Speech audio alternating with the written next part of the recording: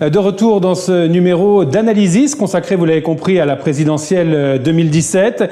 Je vous le disais, on est toujours en présence de nos trois intervenants, Éric Amérion, Édouard Boulogne et Georges Calixte. Alors on va aborder un sujet intéressant, l'outre-mer dans la campagne.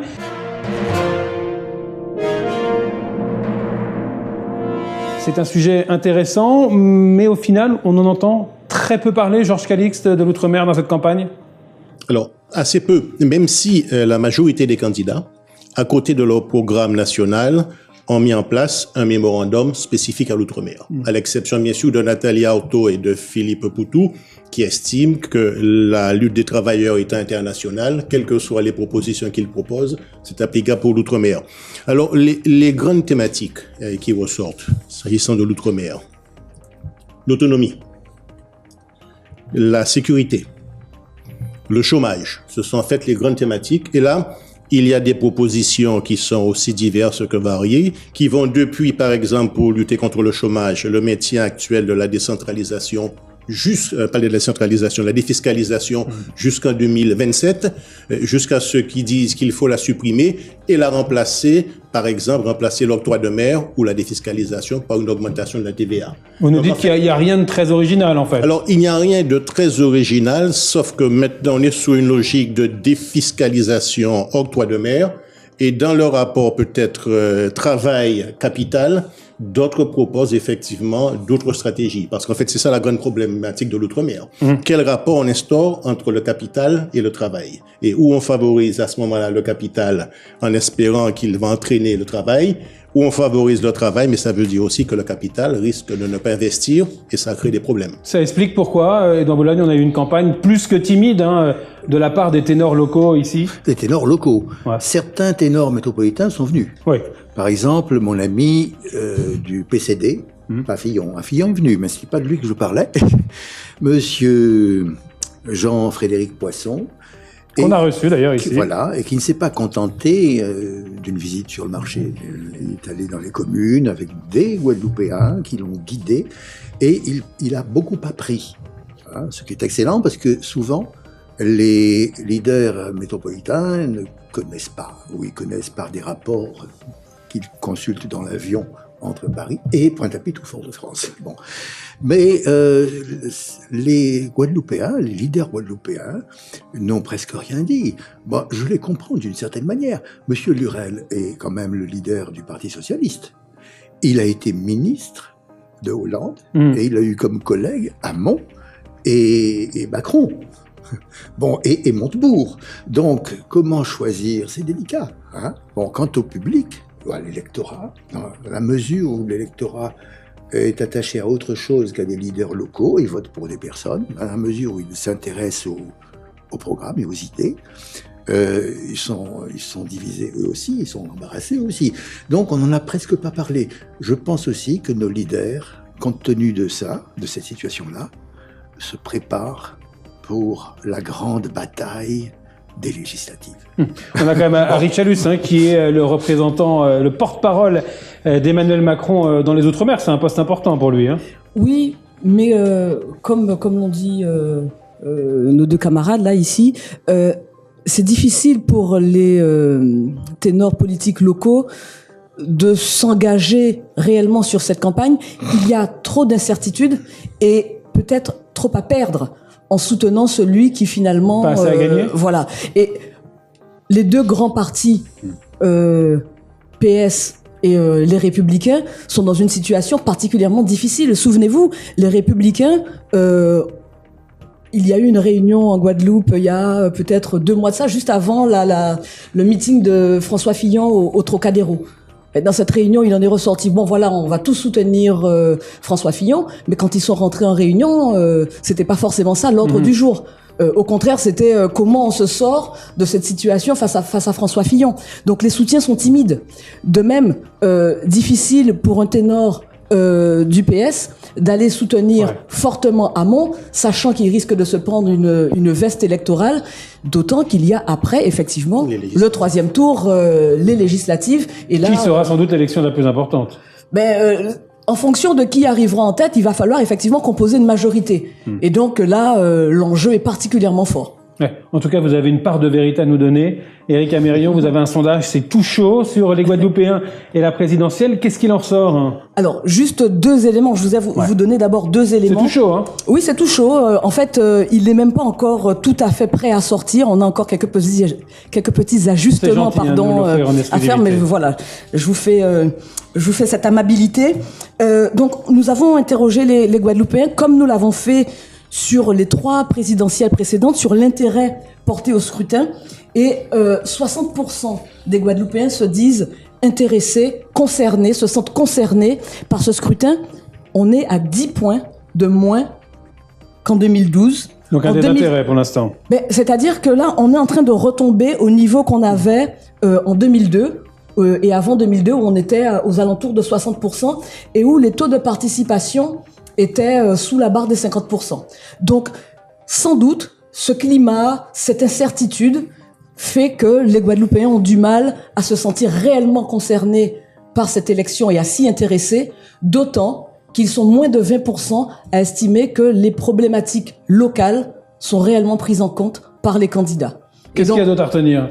Qu'est-ce qu'il y a d'autre à retenir ? Alors, la dernière question qui a été posée sur ce sondage, c'est la proximité partisane. On leur a demandé de quel candidat ils se sentent le plus proches.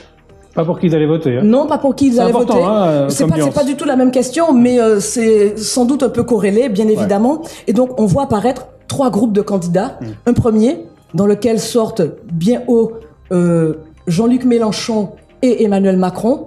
Un deuxième avec 3 candidats, François Fillon, Marine Le Pen et Benoît Hamon. Ah, dans le même panier. Dans le même panier en Guadeloupe. Et ensuite un dernier avec tous les autres candidats qui feraient vraisemblablement des scores beaucoup plus faibles. Ah, merci pour cette exclusivité. Ça vous fait réagir de voir les 3, Marine Le Pen, François Fillon, Benoît Hamon, au coude à coude? Attention, j'ai dit en termes de proximité et pas en termes d'intention de vote. On est bien d'accord, en termes de proximité. Ça veut donc dire que le critère de l'électorat, écoutez, là encore, on revient dans le critère affectif. Donc, il n'y a pas une question de proximité de programme.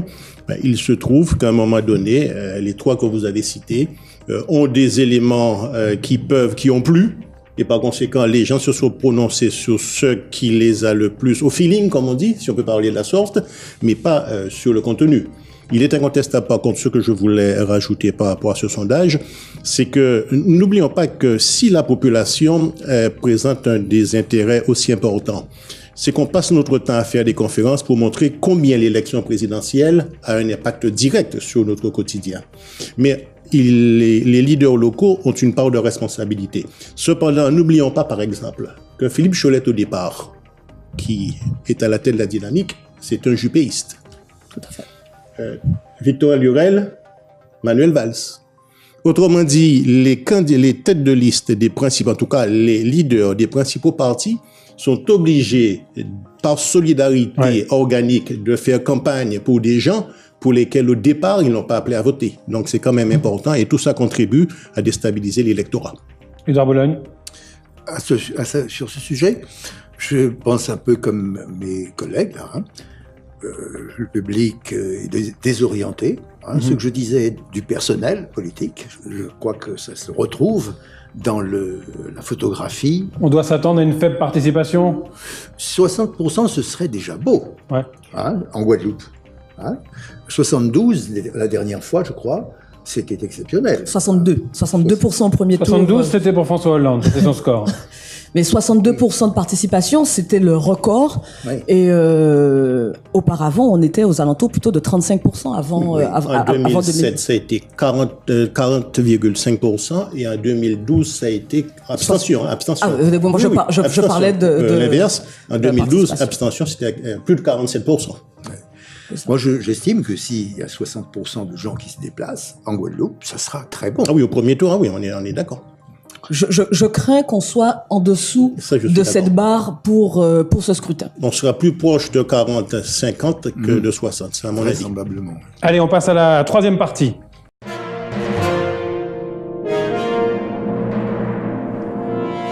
Édouard Boulogne, on parle des affaires, on l'a vu à l'antenne. Les affaires ont-elles vraiment pollué cette campagne ? Je commencerai par dire que les affaires en politique. C'est quelque chose de très commun et que ça a toujours pollué les débats sans remonter jusqu'à Rome et à la Grèce. Non, on va aller trop loin. Mais en nous en tenant à la 4e et à la 3e République, il y a eu des scandales énormes. L'affaire de Panama, où même le grand Georges Clemenceau avait été impliqué et qui avait causé des dommages extraordinaires à la République, comme on dit. Bon, revenons au présent. C'était juste pour relativiser, une petite perspective historique. Les affaires. Bon. Nous ne sommes pas des enfants autour de cette table et j'imagine que nos auditeurs non plus. Si nous connaissons la vie, VIE, nous savons qu'il y a dans chacun d'entre nous, Français et les Guadeloupéens sont dans le peloton de tête, pour parler le langage sportif, il y a dans chacun d'entre nous un goût des passe-droits. Fais ça, bon, ouais, en cachette. Bon, vous comprenez, et on en attend une retombée. Bon, en d'autres termes, l'homme est ce qu'il est et il ne faut pas qu'il joue trop au moraliste. Et peut-être que M. Fillon, pour qui je voterai, ça on l'a bien compris. Pour qui oui, mais il est bon de le répéter. C'est un principe pédagogique. Vous ne faites pas campagne là quand même. Non, je ne fais pas campagne. C'est de l'information. Mais ça fait partie de notre travail d'intellectuel. Voilà. Et donc, M. Fillon a commis ce péché, à mon avis, lorsque, pour d'excellentes raisons de politique politicienne, il a dit un jour, imagine-t-on le général de Gaulle mis en examen, et là, il visait très clairement quelqu'un de son camp qui était en compétition avec lui aux primaires. Ouais. Bon. Alors la faute à qui tout ça? C'est les médias, la justice? C'est la faute d'abord pour Fillon, aux candidats eux-mêmes. Mais il n'est pas le seul. Tous nous pouvons commettre ce genre de faute. La faute de la nature humaine. On veut un poste. Non, mais on veut un poste et on se bat comme des chiffonniers, pour ne pas dire des chiens, n'est-ce pas, pour l'avoir. Et donc, Fillon a gagné aux primaires. Il se retrouve avec une perspective présidentielle importante, on en a sérieusement parlé. Il pouvait, à ce moment-là, compter dans l'opinion publique jusqu'à 28 ou 29% d'avis favorables. Et puis est arrivée cette petite affaire du canard enchaîné. Une semaine, 2 semaines, 3 semaines, que les gens, qu'il y a 3 catégories de gens qui l'ont conçu ou perçu. Premièrement, la cellule très haut placée dans la République qui en est à l'origine. Et qui disent, tu crois que tu l'auras pas, on aura ta peau. Bon. Deuxième partie, les gens sur les réseaux sociaux, par exemple, qui se disent, c'est messieurs Caillefort quand même, mais qui sont contre Fillon. Eh bien, ils mettent tout ce qu'il y a sur Facebook et ailleurs, ils mettent tout ce qu'ils peuvent trouver de plus dégueulasse, y compris qu'il serait à la base d'une association de pédophiles, etc. Mais ça, c'est pour tous les candidats pareils. Oui. Bon. En fait, je pense... Oui, et je termine juste. Rapidement. Et la troisième partie, la plus importante, et c'est à celle-là que je pense m'adresser. Les 2 premières, c'est inutile. C'est la catégorie des braves gens. Et c'est pas péjoratif. Des gens qui n'ont pas l'habitude de s'intéresser à la politique, sauf aux périodes électorales. Des gens qui sont honnêtes, mais c'est l'occasion qui fait le larron. Tout le monde ne le sait pas, mais c'est l'occasion qui fait le larron. Et à qui on lâche un homme, un monsieur en plus, comme on dit, en disant il a volé. Or, c'est pas un vol, on ne peut pas revenir sur les détails, il faut que je laisse parler les autres. Oui, parce que le temps de parole est écoulé. Voilà. L'équité, c'est bien, mais on est sur l'égalité ici. Mais vous ne me censurez pas, je ne me laisserai pas censurer. Je ne vous censure pas. Je vous couperai au montage. Je crois qu'il y a, en fait, chez François Fillon, il y a eu 2 erreurs. La première, et les 2 tournent autour de l'image. La première erreur de François Fillon, c'est d'avoir minimisé les révélations du canard enchaîné. Sachant effectivement que de nombreux parlementaires engagent des proches comme assistants, il s'est dit, mais qu'est-ce qu'ils viennent me chercher des poux Tout le monde le fait. je pense. La deuxième, c'est que François Fillon a oublié qu'il a présenté une stature de probité parfaite, et que là, du coup, il était en décalage par rapport à l'image qu'il a voulu donner de lui. Et c'est ce décalage qui l'a affaibli, d'une part. D'autre part, sa communication par rapport à cet événement, par rapport à ces révélations, a été, à mon avis, mal maîtrisée. Il n'a pas pris la mesure de l'impact que ça pouvait avoir sur l'opinion publique. Ouais. Les affaires, bien vu, ouais. Les affaires, elles n'ont pas marqué que Fillon. Il y a aussi Marine Le Pen qui a été touchée, mais elle s'en est sortie totalement différemment. De manière différente. Alors, si vous voulez, les affaires, à mon avis, ont eu une double conséquence sur la pensée électorale. Une conséquence d'avoir dévié les attentions du contenu des programmes et beaucoup plus sur les affaires ambiantes. Mais plus loin, je pense que l'élu politique, du point de vue de l'électeur, particulièrement le président de la République, c'est un intermédiaire quasiment sur le plan symbolique entre le profane et le sacré. Et il se trouve que ces affaires ont fait certains élus, ont désacralisé la fonction présidentielle. Et s'il y a autant de candidats à qui n'ont pas forcément d'expérience et à qui on fait confiance, c'est justement que ce processus de désacralisation amène l'électorat tout simplement à banaliser ses rapports avec les hommes politiques. Nous n'avons plus de leaders charismatiques, nous n'avons plus de leaders qui, a priori, de toute façon, pèseraient du poids. Et c'est ce qui fait que l'électorat, à l'heure actuelle, eh bien, n'a plus cette influence émotionnelle qui lui permettrait, a priori, d'aller d'un côté ou de l'autre. Il y a eu une véritable désacralisation de la fonction politique. Voilà, j'admire beaucoup cette analyse, je la partage. Je vous remercie d'avoir parlé de la sacralisation de celui qui était le roi jadis, c'est sacré à Reims. Ce sont des travaux de Mircea Eliade. Mircea Eliade, que je connais bien aussi. Eh bien, on l'oublie aujourd'hui. Notre société est une société qui salit tout. Attention, c'est pas un pessimisme bête d'un monsieur qui vieillit comme tout le monde. Je crois que je reste plus jeune et dynamique que bien des gamins de 17 ans. Donc pas de pessimisme radical. Je crois qu'aujourd'hui, la société salit tout. Vous voyez, nos feuilletons à la télévision ou ailleurs, tout cela donne de l'homme une image pitoyable. Alors que, et même l'enseignement dans les écoles, l'enseignement de la littérature, j'ai enseigné aussi la littérature à côté de la philosophie, les programmes ont extrêmement changé, les méthodes d'enseignement ont extrêmement changé, elles vont vers la technique linguistique et s'écartent de ce qui a fait l'intérêt de la littérature pour des générations comme la mienne, probablement les vôtres, l'admiration pour des héros, admiration pour l'esthétique, bien entendu, mais une esthétique mettant en exergue des personnages auxquels on a envie de s'identifier parce qu'ils sont capables de sacrifice, toujours sacrère. Et le chef de l'État est un personnage sacré, intermédiaire entre l'homme et Dieu. Et je crois que même si on est athée, vous voyez ce que je veux dire. Parce que disons entre le profane et le sacré. Le profane et le sacré. Voilà. Qu'est-ce que j'avais dit? Vous avez dit entre l'homme et Dieu. Ah oui, entre...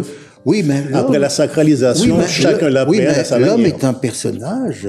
On s'éloigne bien de nos affaires, là. Mais c'est important à dire. Pour la pensée politique, parce que sur le plan de l'approche anthropologique de la pensée politique, ce sont des paramètres qui ne sont pas négligeables. Voilà, parce que si l'homme n'est pas sacré, bien, ça donne quoi? Hitler, le massacre systématique comme du bétail. Bon, aujourd'hui, on sacralise plus le bétail, la défense des bœufs, la manière dont on les tue sauvagement, etc., pour nous les donner à manger, et la manière dont on écrase l'homme sous les bombes, et quelquefois aussi, de manière autre, en attaquant non point son corps, mais son âme. La pornographie, enfin tout cela bon, vous comprenez, là... Certains vont jusqu'à parler d'anthropomorphisme. Anthropomorphisme. On va pas être trop loin. Moi, je vous propose, vous avez quelque chose à rajouter là-dessus? Oui, juste un élément. Je voulais dire que ces affaires, comme on en parle, ont clairement accentué la défiance que l'électorat a pour la politique. J'en veux pour preuve les résultats d'une étude menée par le CEVIPOF en janvier 2017. Et la question qui était posée aux Français, c'est que vous inspire la politique? En premier lieu, on a du dégoût, de l'ennui et de la méfiance. Ça veut dire que les points positifs sont vraiment réduits à leur portion congrue. C'est 18% qui vont vers des points positifs, du respect, de l'admiration, et 81% qui annoncent des points négatifs, dont de la méfiance et du dégoût. Donc, et au sein de Callistat, vous le faites, cette étude, et on est dans les mêmes proportions. En Guadeloupe, alors on n'a pas cette question, mais on demande on le fait régulièrement. La cote de confiance, dans la classe politique, elle est au plus bas. Et donc, vous avez fait un sondage d'ailleurs en novembre là-dessus. Tout à fait. Et on est sur les mêmes types de réponses. Sous les mêmes types de réponses, les Guadeloupéens, les Français font de moins en moins confiance à leur politique. Et vous m'avez tendu la perche pour la 4e partie, on y va tout de suite.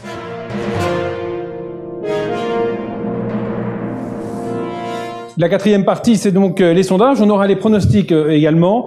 Les sondages, on se tourne vers vous, c'est logique. Erika Mérion, ils ont été décriés, tensés lors de la dernière présidentielle aux États-Unis. Ils n'avaient pas vu la victoire de Donald Trump, à de rares exceptions près. Les sondages ont-ils pris trop d'importance au final? On leur en a peut-être trop donné. Si vous faites le petit jeu de regarder les principaux instituts nationaux, vous verrez que pas moins de 15 sondages ont été publiés par chacun des instituts. Et il y en a une dizaine qui font des sondages sur les intentions de vote. Je parle uniquement d'intentions de vote. Ça veut dire qu'en 2 mois, on a réalisé plus de 150 sondages. C'est énorme. C'est énorme, mais pour qu'il y ait offre, il faut qu'il y ait demande. Vous devez être très riche alors. Non, malheureusement, vous demanderez à n'importe quel directeur d'institut, les sondages politiques constituent en général moins de 5% du chiffre d'affaires, et c'est vraiment les études que l'on vend le moins cher. C'est bien de le rappeler. Oui, c'est important. Les sondages, vous les regardez au quotidien, Georges Calixte? Oui, alors, sur les sondages, il y a 2 aspects. Il y a l'aspect méthodologique et il y a l'aspect influence sur les lecteurs. Ce qui m'inquiète, Erika est mieux placée que moi pour le dire, mais ce qui m'inquiète, ce sont les sondages par Internet. C'est-à-dire, un certain nombre d'instituts de sondage qui ont à peu près un panel de 10 000 internautes. Ils lancent à ce moment-là ce qu'on appelle des items et demandent aux internautes de se prononcer sur les items. Mais toutes les analyses rappellent que ce type de procédure donne des biais statistiques très importants. D'où d'ailleurs le fait que tu insistais tout à l'heure sur le fait qu'on était quand même à 3% de marge d'erreur, ce qui effectivement est énorme. Ça, c'est pour l'aspect méthodologique. Maintenant, sur l'aspect de l'influence sur les lecteurs. Un électeur qui est déterminé, les sondages n'auront pas d'influence sur lui, mais les sondages ne font pas l'électorat. Par contre, en ce qui concerne les électeurs qui sont, entre guillemets, indécis, ça aboutit à ce qu'ils puissent faire des scénarios. Et ce qui est intéressant à analyser, c'est que jusqu'à il y a 10 jours, il y avait 3 scénarios possibles. Le Pen-Macron, Le Pen-Fillon et Le Pen-Fillon-Mélenchon. Vendredi dernier, il y en a eu 2 de plus. Macron-Fillon, Macron-Mélenchon. Et récemment, il y en a eu 1 de plus, Fillon-Mélenchon. Mais ces sondages, au final, ils n'amènent pas au vote utile? Alors, non, mais. Dont on parle aujourd'hui? Alors, le vote utile est utile pour chacun en fonction de ses préoccupations. Oui. Écoutez, le vote utile pour François Fillon, puisque vous l'avez nommé. C'est le mot à la mode, en ce moment. Oui, mais ça veut donc dire de voter, faire barrage au Front National. Le vote utile pour Mélenchon, voilà. Donc, si vous voulez, à l'heure actuelle, nous en sommes arrivés à 6 scénarios, ce qui est assez singulier sur la Ve République. Oui, il y a une chose qui m'inquiète un petit peu, c'est l'influence sur les lecteurs des sondages. Prenons un exemple simple. Hamon est en perte de vitesse. Il doit être à 7,5 ou 8. 8, c'est ça, oui. Bon. Est-ce que beaucoup d'électeurs socialistes ne vont pas se dire, tant qu'à faire, votons pour Mélenchon ou pour Macron? D'où cette question sur le vote. En d'autres termes, leur conviction ne joue plus. L'idéal socialiste ne joue plus. On vote pour des gens qu'on n'aime pas. Et Erika Mérion va nous apporter une précision. Alors, c'est quelque chose qui a beaucoup été étudié. il y a ce qu'on appelle l'effet bandwagon, qui est, qu'est-ce que c'est que ça bandwagon, Oula. c'est quand les électeurs ont tendance à aller voter pour celui qui est au-dessus. D'accord. Et par opposition, on a l'effet underdog, qui est où on va voter pour celui qui est très bas. Par affinité. Et donc mais surtout pour l'aider, pour Et il est de coutume, puisqu'on a regardé comment, quand on essaie d'analyser les réflexes, les comportements électoraux, on se rend compte souvent que ces deux effets s'annulent. Et donc, quelque part, alors bien évidemment, il s'annule pas peut-être à 100%, mais globalement, l'un compense l'autre. Et quelque part, il faut quand même reconnaître aux électeurs la liberté de leur choix et la liberté de leur vote. Pour autant, effectivement, depuis 2002, il y a quelque chose de nouveau qui est apparu dans les comportements électoraux au niveau national, c'est ce qu'on appelle maintenant le vote utile, qui est clairement un vote qui a pour objectif de faire barrage au Front National. Mais on est habitué à ce qui se déroule au deuxième tour, pas au premier. Hein. Oui, ça, c'est nouveau. Mais alors là, aujourd'hui, il y a un certain nombre de personnalités politiques qui ont pris ce prétexte pour expliquer qu'elles ne voteraient pas, qu'elles ne soutiendraient pas Benoît Hamon, mais plutôt Emmanuel Macron, parce qu'il était plus en capacité de faire barrage au Front National. Et donc, l'idée pour ces personnes, c'est qu'ils sortent le plus haut possible au premier tour pour être le plus fort possible au deuxième. Donc, les sondages influencent quand même d'une manière le comportement des électeurs, mais plutôt dans cette logique de vote utile que il faut voter pour celui qui est fort ou rattraper celui qui est au-dessous. Ce sera le mot de la fin sur les sondages. On en vient. Vous allez vous risquer au pronostic. Et dans Boulogne, qui comme affiche Monaco. À Monaco.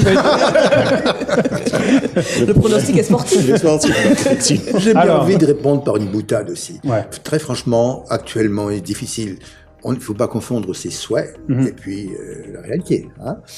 Personne ne sait en ce moment ce qui va se passer. Hein, les deux principaux qui avaient la cote ces dernières semaines semblent régresser. Semblent. Bon. Des gens comme Mélenchon, qui n'étaient très peu probables, deviennent possibles. Et encore un Fillon reprend du poil de la bête. Hein.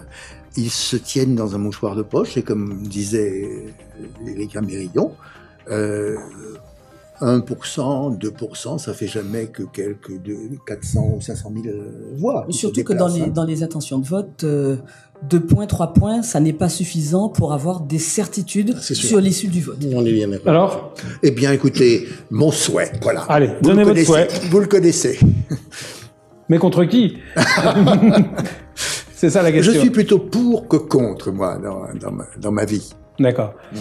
Georges Calixte, un pronostic ? Difficile. Très franchement, 13 millions d'électeurs indécis, moins de 2 millions qui séparent les 4 premiers candidats, bien malins, qui pourraient actuellement se risquer sur des probabilités statistiques. Vous n'avez pas envie de vous tromper. Et Éric Amérion, on va pas se tromper. Non, mais d'autant que moi, je ne me trompe pas quand je fais des sondages sur là, on en a pas fait sur les intentions de vote. Voilà. On est dans une situation où il y a une forte indécision. Et lorsqu'il y a autant d'indécision, il y a beaucoup d'électeurs qui se déterminent le jour du vote, le matin du vote, voire dans l'isoloir. C'est ça, on appelle ça le vote d'isoloir d'ailleurs. Voilà. Et donc, dans ces conditions, la masse d'électeurs, les 30% qui sont aujourd'hui encore indécis, pas sûrs de leur choix, peuvent faire pencher la balance dans un sens ou dans un autre, pour un candidat ou pour un autre. Mais je constate tout de même qu'il y a une certaine dynamique positive chez Jean-Luc Mélenchon et un affaissement de Marine Le Pen et d'Emmanuel Macron. Ça ne veut pas dire que ces deux-là ne seront pas au deuxième tour, ni que Mélenchon n'y sera pas. On critique les hommes politiques pour leur langue de bois. Là, vous avez fait très fort tous les trois. J'ai eu aucune réponse. Non, mais moi j'en ai donné une. Monaco, champion de France, Monaco. La prudence est une vertu politique. Hein. Ce n'est pas de la lâcheté. Hein. La prudence. J'ai pas dit que c'était de la lâcheté. J'ai dit que c'était de la langue de bois. Merci à vous trois en tout cas d'être venus sur ce plateau d'Analysis. On se retrouvera sans doute pour une analyse de ce premier tour la semaine prochaine. Merci à tous de nous avoir suivis. Très bonne soirée.